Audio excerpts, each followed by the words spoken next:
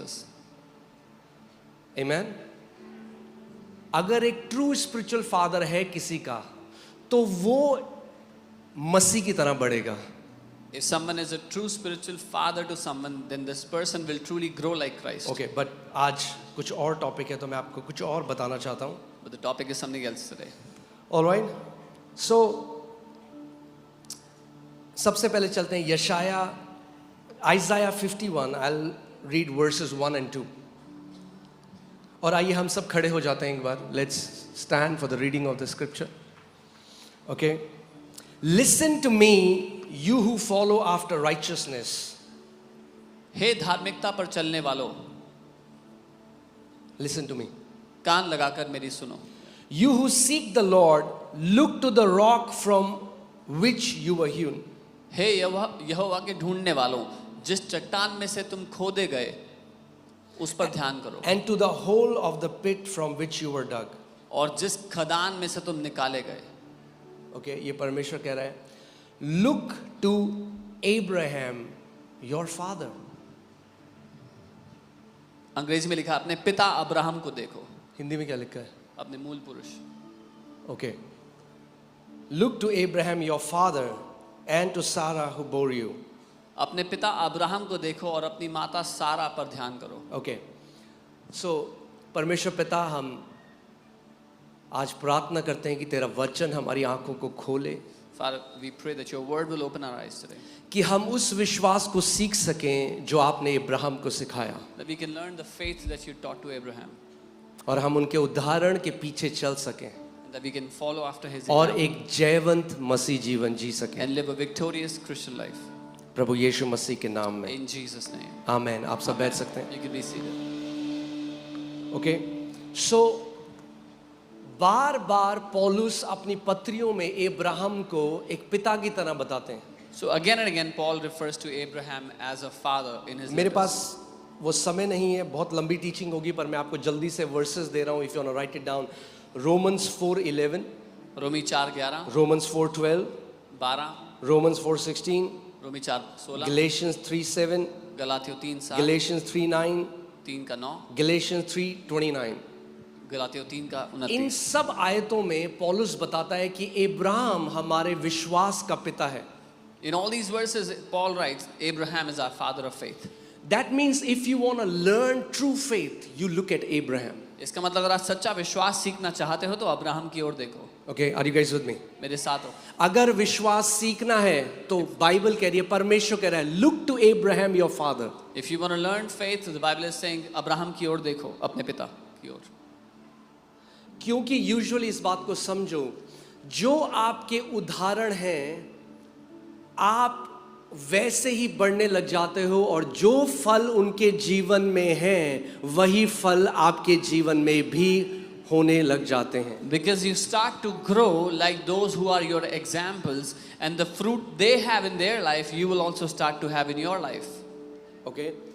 अब जब मैं ये वचन बना रहा था, जब मैं मनन कर रहा था, तो ये बहुत बड़ी स्टडी है, मैं आपको बता रहा हूँ, इब्राहिम के ऊपर शायद महीनों लग जाएं. When I was preparing this word, it would take months to cover this. और बहुत कुछ इंपॉर्टेंट चीज़ हम सीखेंगे, इसीलिए मैं चाहता हूँ आप पूरा ध्यान धरकर आज इस बात को सीखना. And we learn very important things, so I want you to pay बहुत close सारी attention. चीज़ें हैं जो इब्राहिम से हम सीख सकते हैं, मगर पहली चीज़ जो हम इब्राहिम के जीवन से सीखते हैं वो है radical obedience. Many things we can learn from Abraham's life, but the first thing we learn from his life is radical obedience. केवल आज्ञाकारिता नहीं, नॉट जस्ट ओबीडियंस, केवल आज्ञाकारिता नहीं, रैडिकल अनक्वेश्चनेबल ओबीडियंस. बेशर्तिया आज्ञाकारिता जिस पे कोई सवाल ना उठाया जाए. ओके. सो मैं आज आपको, आपने सुना होगा कई लोग बोलते हैं परमेश्वर परीक्षा लेता है. देखो इब्राहिम की भी तो ली.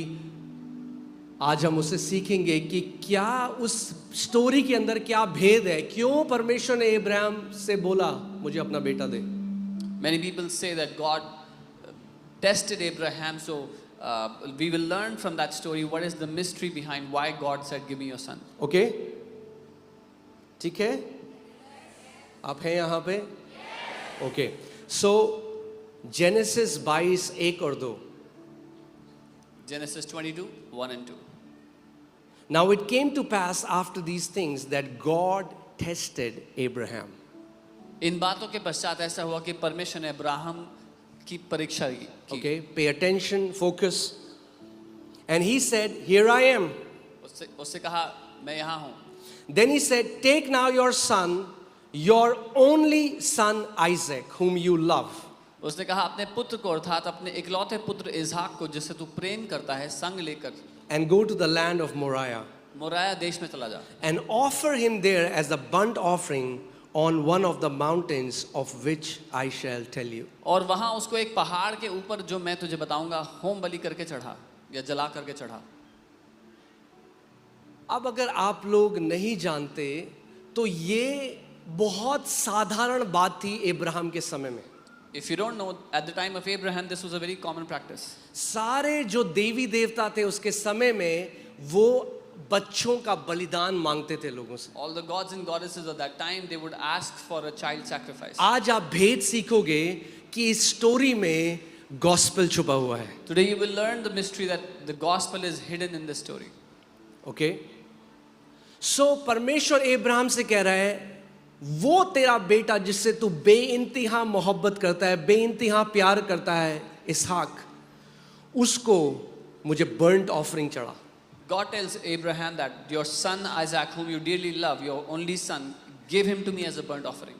अब जो पेगन प्रैक्टिसेस थी उस समय के, जो देवी देवता होते थे, जो जादू टोना होता था, वो बहुत कॉमन था कि वो बच्चों का बलिदान मांगते रहे. बाल देवता, अगर आप बाइबल में पूरे पुराने नियम में पढ़ेंगे, मोलक, बाल, ये वो देवता थे जो लोगों से कहते थे give me your son. This was a very common practice back in that day. All the gods and goddesses, all the deities that used to be worshipped, they would ask for a child sacrifice. Let's go to Jeremiah 19:5. They have also built the high places of Baal to burn their sons with fire for burnt offerings to Baal. यर्मिया 19:5 और बाल की पूजा के ऊंचे स्थानों को बनाकर अपने बाल बच्चों को बाल के लिए होम कर यानी कि जला कर दिया. ओके, क्या करते थे उस समय के लोग? वो अपने बच्चों को क्या करते थे? सैक्रिफाइस करते थे. Can you put a picture? I want to show you a picture कि ये देखिए, ये बाल की मूर्ति है और क्या किया जाता था, इस मूर्ति के चारों ओर बहुत ज़्यादा आग जलाई जाती थी और इसके हाथ ऐसे होते थे और एक छोटा सा बच्चा इस मूर्ति के हाथों में रख दिया जाता था और जब वो बच्चा रखा जाता था तो वो एकदम कोयला बन जाता था क्योंकि इतनी आग होती थी. So they would put fire around the statue of the deity Baal and put a child in the hands and the child would be burnt instantly because of the fire. अब सवाल ये आता है, और ये बहुत कॉमन प्रैक्टिस थी पुराने, आप जाके आप इसको रिसर्च कर सकते हैं, you can research, you will And find this was a very common practice back in that day. You can research about it. Okay. अब सवाल ये आता है कि परमेश्वर क्यों अब्राहम को वही बात बोल रहा है जो उस समय के देवता बोलते थे लोगों को. Now the question comes, why is God telling Abraham the thing which the deities of that time used to tell its people? Because God wants to teach Abraham, I am not like these gods. क्योंकि परमेश्वर Abraham को ये सिखाना चाहता था कि मैं इन ईश्वरों की तरह नहीं हूँ, मैं इन देवताओं की तरह नहीं हूँ, मगर he can teach him through the language that he understands. I am not like these gods, लेकिन वो उसको उसी भाषा में सिखा सकता है जिसको अब्राहम समझ सकता है. ओके, अगर मुझे आज जूडा को कुछ सिखाना है जो 2.5 साल का है, तो मुझे उसके लेवल पे नीचे उतर कर उसे समझाना पड़ेगा. मैं अपने लेवल पर उससे बात नहीं कर सकता. If I have to teach something to Judah today, he was 2.5 years old, I have to come down to his level and teach him in the language he understands, not at my level. Abraham का background भी pagan है, यानी वो भी मूर्ति पूजक था. Abraham came from a pagan background, he used to worship idols. सो वो जानता है ऐसे देवता बात करते हैं, बलिदान मांगते हैं. So he knew that this is how these deities speak. अब जो जीवित परमेश्वर है, जो पिता है, वो उसे कुछ सिखाना चाहता है कि मैं अलग हूं Abraham. Now the living God, the Father wants to teach him something that I am different, Abraham. तो वो कहता है अब्राहम, वो तेरा जो बेटा है जिससे तू बहुत प्यार करता है, your beloved son Isaac. So he tells him, Abraham, your son, just whom you dearly love, Isaac. उसको मेरे पास लेकर आ और उसको होम बलि करके चढ़ा. Bring him to me as a burnt and offer as a burnt offering. अब ये test है अब्राहम के लिए कि परमेश्वर उससे कह रहा है जैसे ये बाकी लोग अपने देवताओं के लिए अपने बच्चों को चढ़ा देते हैं, अब्राहम क्या तू मुझसे वैसा ही प्यार करता है? Now this is a test for Abraham, questioning him as these people offer their children to their gods. Abraham, do you love me the same way? Will you do that for me?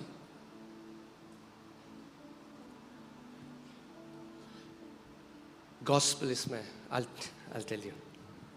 The Okay. gospel is in this. Hebrews 11:17 to 19. By faith, when he was tested, offered up Isaac. How did he offer Isaac? By faith, not by fear. Other people were doing it by fear. Abraham did it by faith. विश्वास ही से Abraham ने परखे जाने के समय में इसहाक को बलिदान चढ़ाया. डर के मारे नहीं, दूसरे लोग डर के मारे चढ़ाते थे, उसने विश्वास के द्वारा चढ़ाया. Okay, focus because you're going to learn why it was by faith. आप सीखेंगे क्यों विश्वास से है. And he who had received the promises offered up his only begotten son. और जिसने प्रतिज्ञाओं को सच माना था अपने इकलौते को चढ़ाया. ओके अब्राहम ने किसको बलिदान किया? बलिदान करने चढ़ाया? His only begotten son. Abraham ने अपने इकलौते पुत्र को चढ़ाया. For God so love the world that he gave his only begotten son. क्योंकि परमेश्वर ने जगत से ऐसा प्रेम किया कि उसने अपने इकलौते पुत्र को चढ़ाया, दे दिया. This word begotten comes from the Greek word monogenes, which means a prototype, one of a kind. Can you put the meaning? Begotten शब्द है ये अंग्रेजी के प्रोटोटाइप शब्द या इकलौता एकमात्र जैसे. और अगर आप इधर राइट में देखेंगे Hebrews 11:17 में वही शब्द बिगॉटन इसहाक के लिए इस्तेमाल हुआ जो जॉन 1:18 में, जॉन 3:16 में, जॉन 3:18 में यीशु मसीह के लिए इस्तेमाल हुआ. And the same word begotten was used in Hebrews 11:17, which was used for Jesus in John 1:18, 3:16 and 3:18. Okay? Are you guys with me? What God is trying to teach. परमेश्वर Abraham को ये सिखा रहा है, अब्राहम मैं वो देवता नहीं जो तुझसे तेरा बेटा मांगे, मैं वो परमेश्वर जो अपना बेटा तेरे लिए बलिदान करेगा. So God is trying to teach Abraham, I am not one of those gods who will ask you for your son in sacrifice, but I am the God who will give my own son as a sacrifice for you. Okay, are you getting? God, Father is revealing His heart. पिता अपने दिल को सिखा रहा है उसको. मगर अगर आप रेवलेशन की आत्मा के बिना स्क्रिप्चर को पढ़ोगे तो आपको पता चलेगा हाँ परमेश्वर परीक्षा लेता है. But if you read this without मेरा बेटा ले revelation, लिया परमेश्वर ने, कैंसर हो गया, अब्राहम का भी तो लिया था. if you read this without revelation, you will see God is testing how God tested Abraham, asked for his son, God has asked for my son in cancer. लोग कहते हैं परमेश्वर ने इसहाक को भी तो मांगा. मेरा सवाल है मांगा पर क्या लिया? People say God asked for Isaac. Yes, he did ask, but did he take Isaac? No. He was teaching Abraham gospel in a language Abraham understands. वो अब्राहम को सुसमाचार उस भाषा में सिखा रहा था जिस भाषा में अब्राहम समझ सकता. अब्राहम तूने बहुत सारे देवी देवताओं को जाना मगर मैं अलग हूं Abraham. Abraham, you have known many gods, but I am different. मैं बलिदान लेने वाला नहीं, मैं बलिदान देने वाला परमेश्वर. I am not the one who takes sacrifices, I'm the one who gives sacrifices. हम कभी जाएंगे, मैं ओल्ड टेस्टमेंट से आपको ले जाऊंगा. इतना सुंदर है जब आप देखोगे वचन कितना सुंदर है जिसमें यीशु मसीह हर पन्ने में छुपा हुआ है. Sometime we will go from the Old Testament and see how beautiful it is where Jesus is hidden in every page. Sometimes Christian would say, after Jesus, it's new covenant. Old Testament, Jesus was not there. Can I tell you, in Old Testament, Jesus is everywhere. कई बार लोग बोलते हैं पुरानी वाचा में यीशु नहीं थे, नई वाचा की बात अलग है, लेकिन पुरानी वाचा में हर जगह पर यीशु मसीह है. Jesus said, before Abraham was, I am. यीशु ने कहा इससे पहले कि अब्राहम था मैं हूं. Okay? So, gospel सुना रहा है परमेश्वर, गुड न्यूज बता रहे हैं. God is telling him the gospel. But अब कुछ डिटेल्स देखते हैं. Okay? Let's see some details. So, this son is a son that Abraham loves. ये जो बेटा था ये वो था जिससे अब्राहम प्यार करता था. Is the son of a promise, ये वायदे की संतान है and he is the only begotten. और ये इकलौता जन्मा बेटा अब है. इसका मतलब ये नहीं अब्राहम के और बच्चे नहीं हुए. This doesn't mean Abraham didn't have other children. Isaac is not the only son of Abraham. Isaac is the only begotten son of Abraham. इसहाक केवल एक इकलौता जन्मा नहीं लेकिन उसका एक ओनली बिगॉटन बेटा है. यानी वो अलग है बाकी सबसे. That means he is different from the rest. Amen? All right. आगे चलते हैं. Let's see from verse 3. So Abraham rose early in the morning and saddled his donkey and 2 of his young men with him. तो 2 लोगों को ले गया, अपने बेटे इसहाक को ले गया, लकड़ी ले ली, ठीक है, फिर उस जगह में जा रहे हैं पहाड़ में. Then on the third day, फिर तीसरे दिन, oh hallelujah.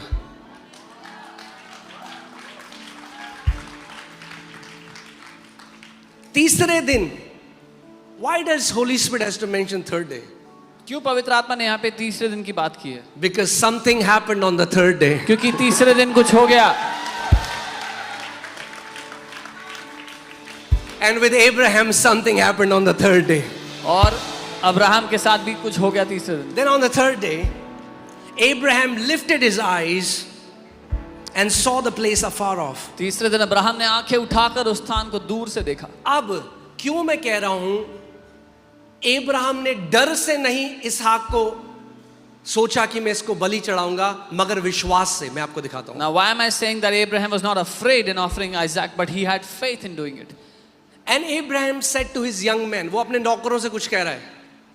And वो अपने he said telling something to his servant. Okay, जो उसके साथ नौकर है वो उनको कुछ कह रहा है. और सुनो, विश्वास प्रकट होता है शब्दों से.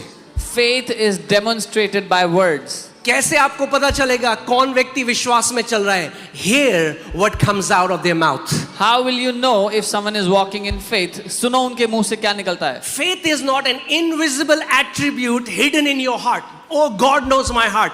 We know your heart when you open your mouth. विश्वास एक छुपी हुई चीज नहीं है जो आपके दिल के अंदर है. अरे परमेश्वर मेरा दिल जानता है. नहीं, हम आपके दिल को जानते हैं जब आप मुंह खोलते हो. केवल परमेश्वर जानता है मेरे दिल में क्या. नहीं नहीं, बाकी सब भी जान लेते हैं जब आप मुंह खोलते हो. Only God knows my heart. No, everybody else can also know when you open your mouth. Because out of the abundance of mouth, out of the abundance of heart, mouth speaks. क्योंकि दिल की बहुत आयत में से मुंह की बातें आती हैं.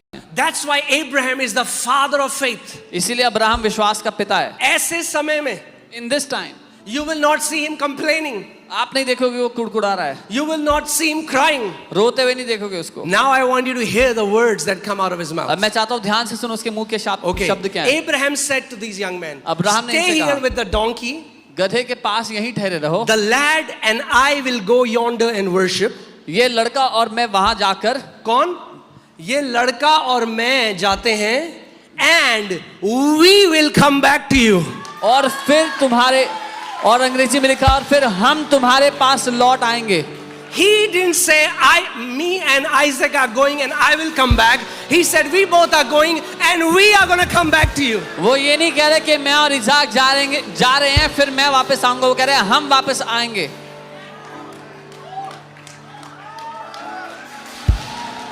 Do you see it? Abraham was a man of faith. Abraham विश्वास से चलने वाला पुरुष था. He was a man of faith. वो विश्वास से चलने वाला व्यक्ति Oh था. hallelujah. आप जानते हैं क्यों उसने ऐसा कहा? You know why he said this? Because Bible बताती है कि उसने उस प्रतिज्ञा को थाम लिया था कि इसहाक में मैं सारी जातियों को ब्लेस करूंगा. Because the Bible says he had caught hold of the promise that in Isaac all the nations of the earth will be blessed. And Bible teaches us, Romans में लिखा है, उसने कहा अगर इसहाक मर भी जाए तो परमेश्वर जिंदा कर देगा, क्योंकि परमेश्वर ने प्रतिज्ञा की है कि मेरे किसी बीज से नहीं, इसहाक के द्वारा जातियां ब्लेस होंगी। और वो समझ गया था परमेश्वर झूठ बोलने वाला नहीं है, अगर उसने प्रतिज्ञा करी है पकड़ लो उसको। And the Bible tells us that Abraham understood that even if Isaac died, he will come back to life because God has promised that through Isaac all nations will be blessed. Hallelujah. हम दोनों जा रहे हैं We both are going and we are going to come back. और हम दोनों वापस आएंगे। Amen. Hallelujah. We learn faith from Abraham. हम अब्राहम से विश्वास सीखते हैं। Okay. आगे चलते हैं। So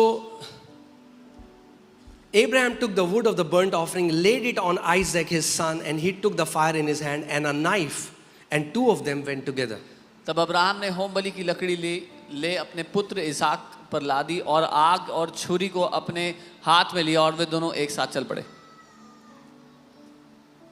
और बाइबल बताती है, आगे पॉल लिखता है कि वो रीजन कर रहा था अपने अंदर, उसको पता था वो रीजन कर रहा है, नहीं पिता इसको जला देगा, उठा देगा, रिजरेक्ट कर देगा, बट अगर परमेश्वर ने कुछ कहा है मैं ओबे करूंगा।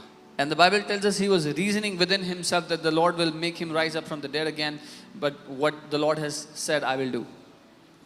Okay. But Isaac spoke to Abraham his father and said, "My father," and he said, "Here I am, my son." And he said, "Look, the fire and the wood, but where is the lamb for the burnt offering?" इसहाक ने अपने पिता Abraham से कहा, हे मेरे पिता। उसने कहा, हे मेरे पुत्र क्या बात है? उसने कहा, देख आग और लकड़ी तो है, पर होम बलि के लिए भेड़ कहाँ है? Isaac was innocent. Ishaq That's a मासूम था। prophetic picture of Jesus Christ. He was an innocent, blemishless, sinless Lamb of God. ये तस्वीर है यीशु की, वो बेदाग बेधब्बा वो मेमना था परमेश्वर का। Okay. Isaac ने क्या कहा? क्या है? कहाँ पे? लैम्ब कहाँ है? इसहाक ने बोला कि वो भेड़ कहाँ है उसके लिए, बलि के लिए। ओके और अब्राहम उसके बाद कहता है God will provide. Okay lamb कहाँ है? God will provide. अब्राहम कहता है परमेश्वर ही उसको मुहैया करेगा, देगा। ठीक है, अब आगे देखते हैं। 13वें आयत में आते हैं जल्दी से।